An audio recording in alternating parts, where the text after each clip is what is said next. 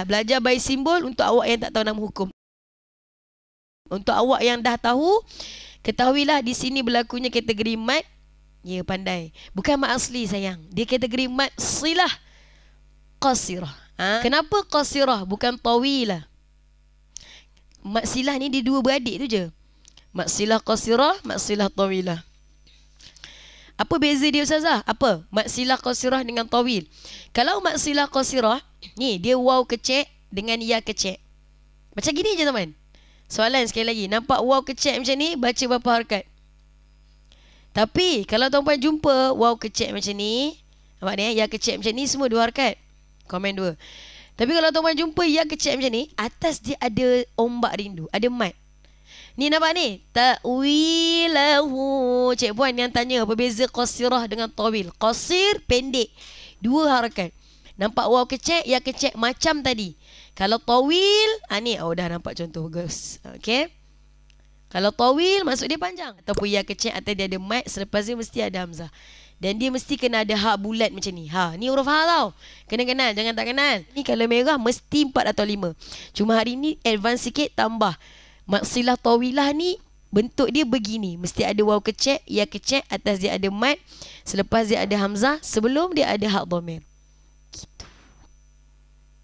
Bismillahirrahmanirrahim. Wa ma ya'lamu ta'wilahu illa Allah.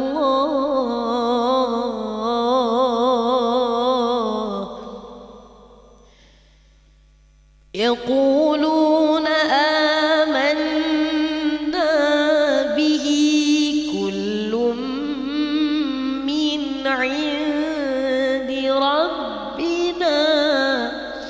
Contoh. Okey, nak tunjuk kalau nampak yang kecek ni 2 lah. Kalau nampak yang macam gini 4 atau 5. Jadi tak mat silah tawilah di sini. Why jadi? Sebab ni Ustazah kata ada waw kecek, ada mat, ada hamzah, ada ha. Jadilah wa bainahu abadan ba'ida. Contoh. Abadam. Soalan. Kat sini. Jadi tak mat silah tawilah? Tidak. Tapi apa yang persamaan kala merah dalam Quran ni? Nak 4 atau 5 harakat. Baca. Inna Allah astafa Adam wa Nuha. Kalau berhenti. Sekiranya kita baca dalam perkataan ini, kita sambung. Saya cerita tengah wasal. Wasal maksudnya sambung. Kita sambung perjalanan kita ni tuan-tuan. Jadi tak mat silah tawil? Tawil lah. Jadi tak? Kalau jadi komen jadi. Bismillahirrahmanirrahim. Panjangnya. Illa min ba'dihi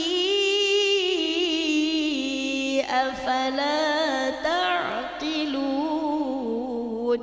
Illa min ba'dihi afala.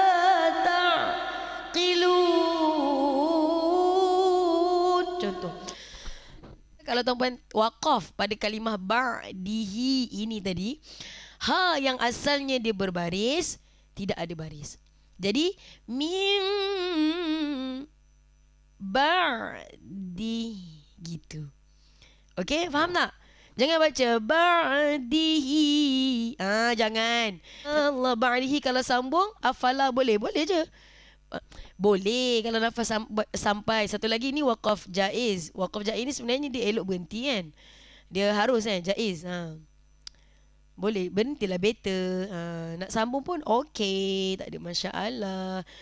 Okey dah nak ya kecek atau waw kecek yang atas dia ada mat, selepas dia ada hamzah macam gini. Tak kisahlah macam mana pun hamzah tu, mesti hamzah ha tu. Bentuk begini ataupun yang macam tadi tu. Bentuk macam ni atau bentuk macam ni. Ni ha dhamir lah nama dia. Jadilah 4 atau 5 harakat. Gitu dah awak. Jelas tak? Kalau jelas bagi emoji senyum dulu. Kalau sambung jadilah maksilah tawil. Ya, kalau tak yuaddi